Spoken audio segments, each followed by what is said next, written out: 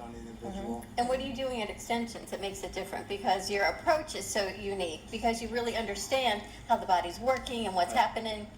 There's a prerequisite to movement and exercise. And that prerequisite is, and this is from, I'm going to quote the National Academy of Sports Medicine. The prerequisite of movement is 5-minute cardio, self-myofascial release, which is foam rolling or some kind of myofascial component, static stretching, and then 5 more minute cardio. And now your body's prepared for whatever activity, and it'll minimize any risk of injury. When people come to you, say Freddie comes to you because he's been sitting on computers and Okay, you gotta use my name. because you started the whole conversation Yeah, about sitting there. this is true. Where do you start? Say, are you in pain? Yes. So you start with the source of pain? Yeah, you'll fill out a questionnaire, a PARQ, a physical activity readiness questionnaire, and you'll tell me any type of specifics that you have. In pain, you mean? Yeah. Well, you gotta start at the top and end at the bottom, but okay. Let me know what kind of specifics you have. We'll go with that. And if you don't have any pain, we're gonna find some. Because it exists. It exists, you just don't know it yet.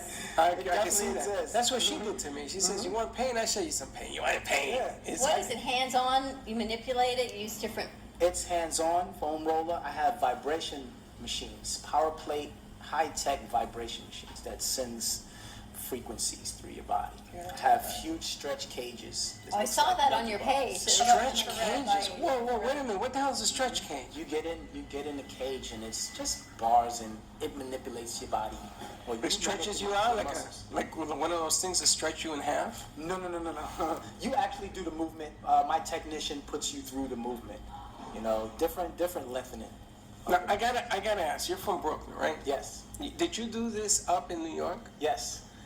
Not this. Not this, but this kind of treatment, Yes. this kind of procedure? Yeah, I've been a personal trainer for a long time, for Right. many years, and I did a lot of therapy. I've been an athlete for a long time. Let's start there. And I've had a lot of injuries. I've probably had every injury you can possibly imagine. I've torn, ripped, and broke every bone in my body probably twice because I play hard. And I've had a lot of therapy.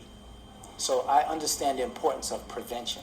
Whereas physical therapy today, they call it physical therapy. However, it's pretty much rehabilitation. It's not therapy. Therapy is prevention.